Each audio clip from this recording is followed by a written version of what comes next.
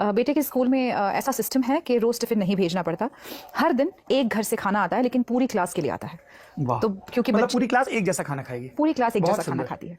तो क्योंकि क्लास में 22-23 बच्चे हैं, तो आपका टर्न मानो महीने में एक बार आता है, 22 वर्किंग डेज के हिसाब से। तो महीने में एक बार ही आपको खाना बनाना है, लेकिन जब बनाना है तो 25 लोगों का खाना बनाना है, क्योंकि टीचर हेल्प सारे वही खाना खाते हैं।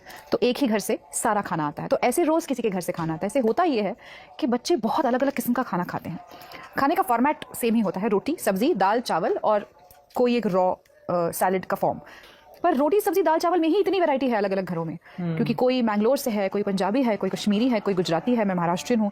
और हमें इनकरेज किया जाता है कि आप अपने रीजन का खाना, अपने रीजन में जैसे सब्जियां बनती है वैसे भेजा जाए।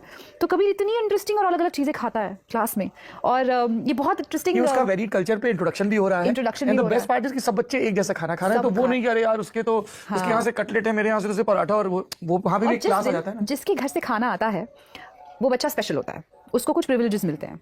जैसे अगर असेंबली की लाइन बननी है तो वो सबसे पहले खड़ा होगा, अगर किसी गेम की शुरुआत करनी है तो वो शुरुआत करेगा, अगर क्लास में कुछ पढ़कर सुनाना है तो वो पढ़कर सुनाएगा, तो या सुनाएगी। तो वो बच्चा उस दिन स्पेशल होता है, और वो कोई एक चीज़ सबको परोसता है जो उसके घर से आई है।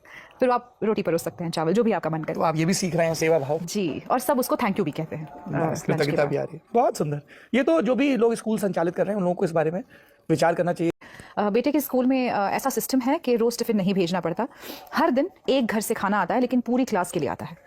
तो क्योंकि मतलब पूरी क्लास एक जैसा खाना खाएगी? पूरी क्लास एक जैसा खाना खाती है। तो क्योंकि क्लास में 22-23 बच्चे हैं, तो आपका टर्न मानो महीने में एक बार आता है, 22 वर्किंग डेज के हिसाब से।